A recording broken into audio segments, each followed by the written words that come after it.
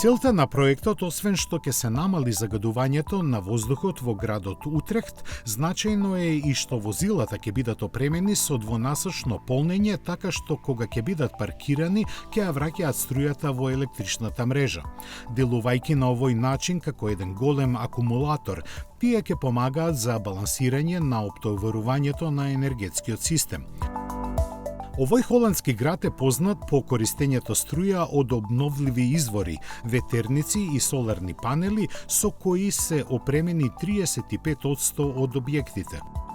Се очекува автомобилите да може да обезбедат 10% од потребната флексибилност на енергетската мрежа во регионот, а воедно ќе се намалат и трошоците за нивно изнајмување.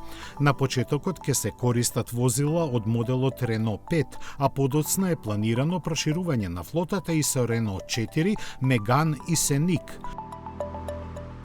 Кога сме кај Рено 5, да кажеме и дека неговото успешно релансирање ги наведе французите подлабоко да погледнат во својата историја. Се размислува да подготват и негова турбоверзија која би произлегла од концептот со кој беше најавено враќањето на легендата. Се разбира, зборот турбо е употребен само за предизвикување страст, бидејќи перформансите ќе доаѓаат од електромоторите. Колку моќни не се знае, кај концептот тие има 380, а кај Алпин верзијата 180, односно 220. Можноста да се појави оваа бомба на тркала ја потврди и шефот на дизајн оделението на Рено, Лоренс ван дер Акер, кој сепак кажа дека проектот не е високо на листата на приоритети.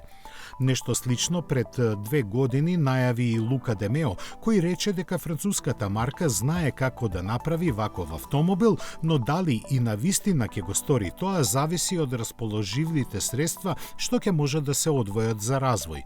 Секако и од подготвеноста на потенцијалните купувачи да платат сериозна сума за него, бидејќи сигурно нема да биде ефтин.